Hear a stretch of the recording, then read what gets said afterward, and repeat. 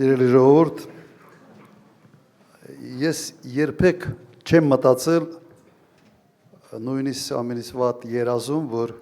հնարավոր են դեպքեր, երբ երկրի պաշտոնական առաջնորդի շահերը չհամընկնեն երկրի շահերի հետ։ Այլ հակառակն, երբեք չեմ մտածել, որ դա հնարավոր է, պարզվում է, որ հնարավոր է։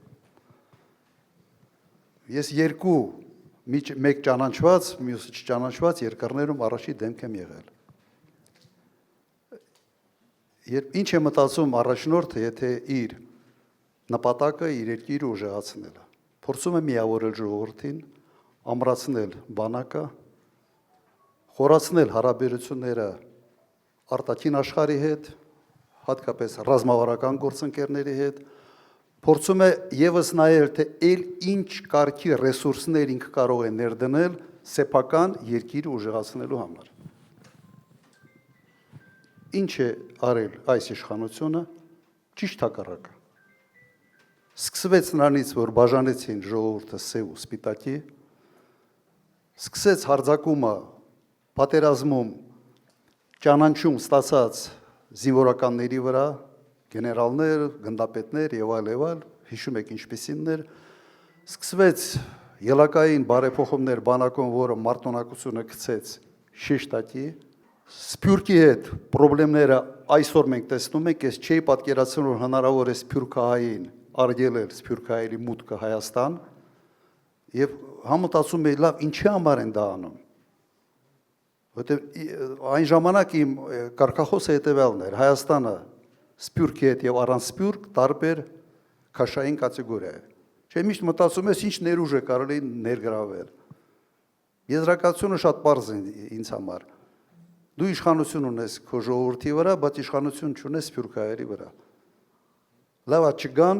որովհետեւ կոնտրոլը չեմ կարող պահել իրենց վրա։ Շատ պարզ բան է։ Թույլ մարդու հոգեբանություն, որը մտածում է, որ ամեն ինչ պետք է վերահսկի, որ անակնկալներ չունենա։ Եվ սա եւս հակասում է պետության շահերին։ Եվ այս ամենը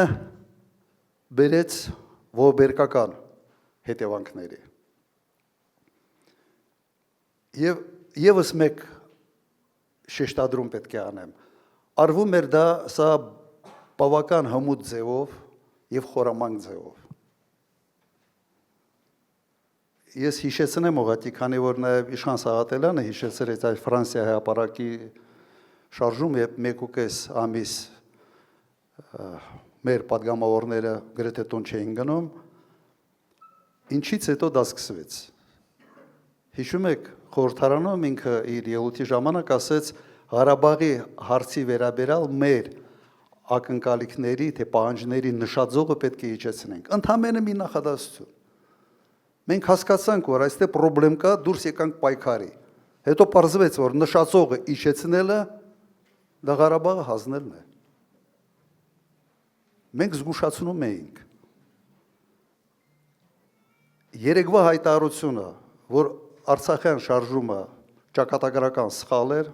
որ մենք ունենք ադրբեջանական տարածքներ մեր վերահսկողության տակ, սա այդ նույն նշածողի բանն է, մեղմ ինչ-որ մի բան է գցում, սրա հետևում Արևմտյան Ադրբեջանի գաղափարն է։ Եվ սա լրջորեն եմ ասում։ Այն ժամանակ մեզ չհավատացին բավարար չափի մեր քաղաքացիներ, որ մենք այն ուժ ունենանք իշխանություն փոխելու համար։ Հիմա կատարվում է ճիշտ նույնը, այլ թեմաների շուրջ։ Ինչ է նշանակում ճակատագրական սխալ էր։ Վերջի այդ ճակատագրական սխալի արդյունքում Վարդենիսին անունը հիմա Վարդենիս է, Մասիսի անունը Մասիս է, Վայքի անունը Վայք է, երևի շատերը չեն հիշում, թե ինչպիսի անուններ էին։ Ուրեմն սա էլ պետք է հետ մտածենք։ Հենց այն 300,000-ի համար տեղ ենք պատրաստում։ Բանակն են քայքայում, շարունակում քայքայել։ Ամեն ինչ իսկապես լուրջ է։ Եվ այդ ստոպ կրանը, որ գնաց կբան են անում, ստոպ են տալիս, պետք է այդ ստոպ կրանը սխմել։ հակառակ դեպքում իսկապես սիրելի ժողովուրդ մենք խնդիրներ ստեղ ունենալու ենք։ Եվս մեկ օրինակ ձեզ բերեմ այդ խորամանկության եւ ամբողջ հաշվարկը գիտեք ինչի վրա է, որ ժողովրդի հիշողությունը կարճ է, ինքը համոզված է, որ կարճ է։ Նույն մարդը գնում են Շուշիի մասին ինչ ասես չեն ասում, ինագուրացիա են անում Շուշիում, պարում են, Շուշին մեր սիրտն է, նկարում են, սելֆիներ են անում, հիշում եք այդ երևի այդ կադրերը։ Մեկ տարի հետո պարզվում է, որ Շուշին դժբախտ եւ դժգույն քաղաք է, նույն քաղաքը։ Հիմա մարդ ինչ երեսով կարող է 1 տարում, 1.5 տարում կամ 6 ամսում կարծիքը մեկ տարբերակից փոխի ճիշտ հակառակը։ Դա բարոյականությունից զուրկ միայն մարդն է կարող անել։ Բայց մենք ունենք այնինչ ունենք։ Փաստացի ունենք ղեկավար, որը բոլոր իր քայլերով թույլատնում է Հայաստանի Հանրապետությունը մեկ նպատակով։ Աթոռը իրեն պիտի պահի, իսկ իր կարծիքով իր աթոռը պահելը ուղղակի կապված է Իլհամ Ալիևի վերաբերմունքից իր նկատմամբ։ Ես ուրիշ բացատրություն չգիտեմ, կամ ուղղակի կան ինչ որ այլ մոտիվներ, որոնց մասին մենք չգիտենք։ Հայրենասեր ղեկավարը, նվիրված իր ժողովրդին ղեկավարը այսպիսի քայլեր երբեք չի անում, չի կարող անել։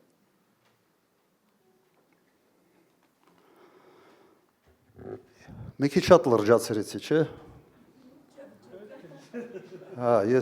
Մեկ ոնց որ մի քիչ շատ լրջացրեցի։ Ուրեմն ինչ պետք է մենք անենք։ Այս ստոպ կռանը ժողովրդի ձեռքին է։ Այդ կանգ առնել, որտեղ ամեն ինչ փոխում է, այդ մաշինիստին փոխում են, հարբեցող մաշինիստին կամ բանի այդ անմեղսունակ, ասենց այդ մաշինիստին, որ փոխում են, այդ կանգառը հունիսի 7-ն է։ Հիմա այդ ստոպ կռանը, ասենք ժողովրդով միասին պետք է քաշենք, այդ ստոպը տանք, այդ մաշինիստին փոխենք եւ մեր քայլերը պետք է լինի ուղղված մեկ բանի։ Հզոր ուժեղ Հայաստան։ Այստեղ կա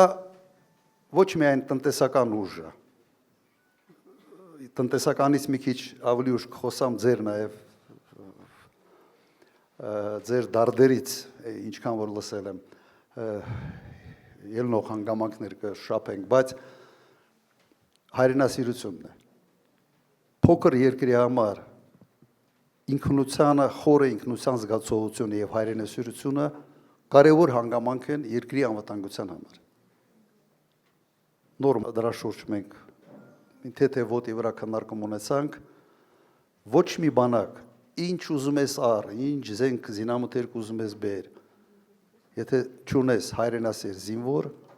բանակը մարտունակ չի կարող լինել։ Ոչի չի կարող լինել։ Չունենաս հայրենասեր սպայական կազմ, մարտունակ բանակ չես կարող ունենալ։ Իսկ հայրենասիրությունը սկսում է դպրոցից եւ այսօր արդեն այստեղ խոսվեց նաեւ դպրոցներից, թե ինչ են անում մեր դպրոցական ծրագրերի հետ։ Հայրենասիրությունը դարձնում են հնամաշ կատեգորիա, որ դա կարևոր չի։ Սա ուղղակի դիվերսիա է Հայաստանի Հանրապետության նկատմամբ։ Եթե մենք ուզում ենք խաղաղություն, բոլորս ենք ուզում խաղաղություն, ուրեմն պետք է լինենք ուժեղ, պետք է ունենանք մարտունակ բանակ, պետք է ունենանք ուժեղ առաջնորդ եւ պետք է ունենանք հզոր դաշնակիցներ։ Հակառակ դեպքում նույնն ենք ունենալու, ինչ որ sense նշաձող իջեցնելու վրա ուշադրություն չդարձրեցինք, գործրեցինք Արցախ։ Ստոպ կռանը ձեր ձեռքին է։ Ուրեմն հունիսի 7-ին ինչ ենք անում հունիսի 7-ին։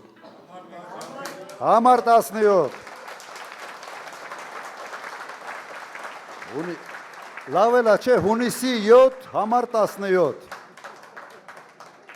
Պոեզիայից երբեք սենց բան չեմ եղել, լավ չեմ եղել, բայց ոնց որ նաև այդ ռիֆման բանը ստացվում, այլ հունիսի 7, համար 17։